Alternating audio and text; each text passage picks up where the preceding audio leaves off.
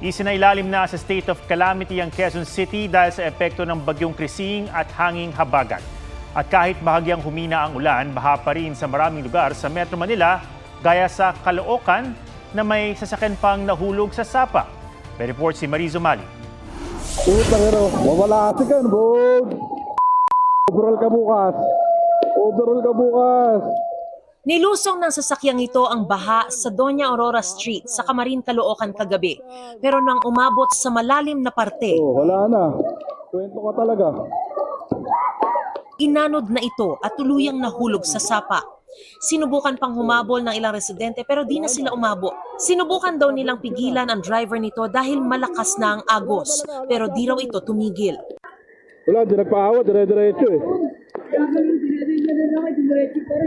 UP na nang matagpuan ang sasakyan.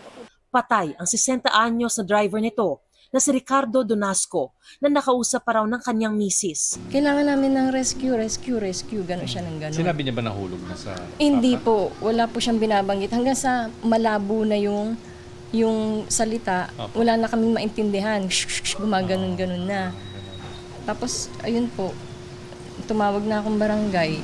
Patuloy pang hinahanap ang kasamahan niyang nawawala. Sa Malabon hanggang binti pa ang taas ng tubig. Kaya ang closed van na ito napaatras ng tangkaing lumusong sa baha. Yan naman pala eh. Uurong ka naman pala eh. Ang ilan namamasahe na lang sa mga balsa at bangka. 50 pesos ang bayad. Dahil sa hindi pa humuhupang baha, may mga residenteng kagabi pa stranded. Hindi pa kami umuwi. Kumbaga sa bangko kami natulog. Doon sa office namin.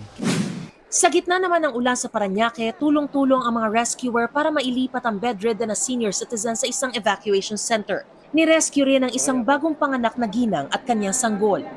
Hindi pa rin passable ang ilang kalsada. Yung angkos, yung creek doon na nasira indike. Dito na pumasok sa kalsada yung lahat ng tubig. Kaya kahit wala ng ulan po, yung tubig mataas pa rin. Sa Pasig, maraming kalsada ang lubog pa rin sa hanggang tuhod na baha. Sa isang barangay, mahigit 1,400 ang inilikas kabilang ang ilang senior citizen. Nag-deploy ng mga fire truck at rescue vehicle sa iba't ibang lugar sa Pasig City para mabilis makaresponde sa mga nangangailangan.